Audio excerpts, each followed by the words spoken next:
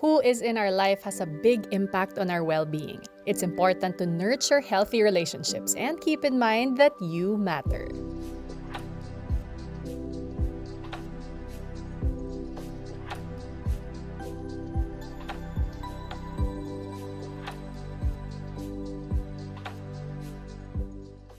Based on your experience, your clients, the stories you've come across, can you name some of the most common red flags that you've observed, and what can those who notice these red flags in their relationships do about it? Okay, so it's good to also spot though the green and the red flags so that we could delineate. And of course, we are not just gonna label the characters that we watch in movies or K-drama series as walking red flags or walking green flags. It's also important that we identify that in our own relationship. So first, for the green flags, I guess it's important that we try to see communication is key to a successful relationship. And someone who's a good communicator, not just someone who speaks well, but they are able to express what they feel, they are listening well. That's important that we could feel someone's listening to us, and they are also trying to empathize, understanding our situation, putting themselves in our shoes, and they have high level of self-awareness.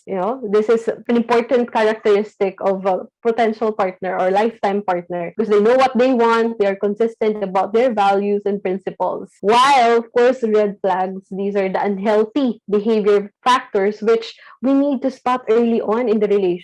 But I understand also that some would have difficulty doing so because when we are in the phase of attraction, it seems like, having a boost of drug, it could be addicting. So we can't actually rationalize whether the behavior they're exhibiting are red flags already. But we need to understand that for the red flags, we have these abusive tendencies. They tend to say harsh words, even verbal. It's a form of abuse, emotional abuse. They would gaslight you, or they would make you feel guilty about something, or they could abuse you physically. And some are having addictive issues.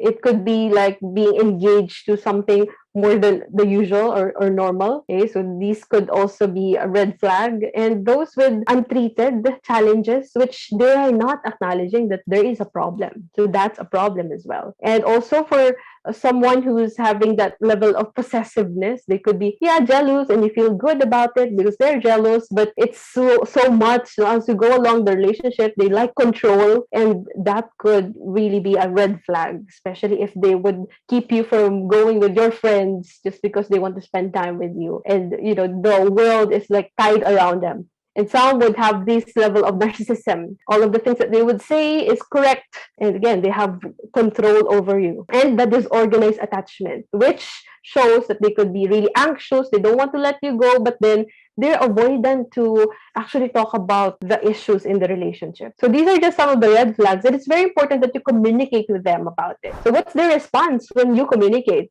They are actually acknowledging that, or they're trying to ignore the problem? Are they willing to work on it? That's very important because in every relationship, it's a two-way thing. You have to put an effort, and the partner also has to put an effort. So if you're not seeing that they're actually, recognizing the problem, so nothing will happen. The pattern would go along in the relationship. So sometimes you're desperate to make it work.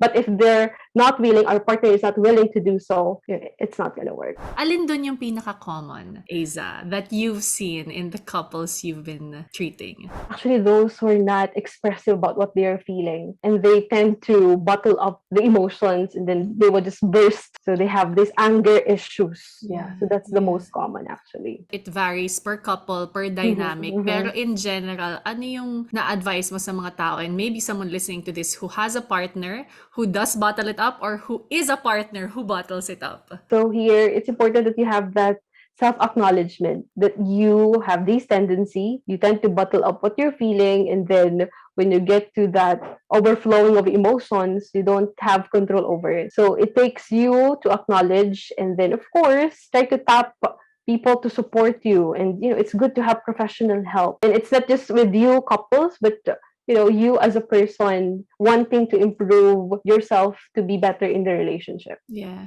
I guess you believe, because I had this question which I sent to you, can people really change in the context of relationships? Have you seen People change. Yes, people can change, but the change has to be intrinsic, meaning it must come from within. We will change not because someone wants us to change, but because we want to change. So that's more long term. So that change comes from wanting to improve with or without the significant other. We want to be a better person, to be a better partner in the relationship. Listen to the longer conversation with Eiza on Paano kung may red flags ang relationship ko in Paano Ba To the podcast exclusively on Spotify. Follow Paano Ba To on Instagram and you can join our private Facebook group.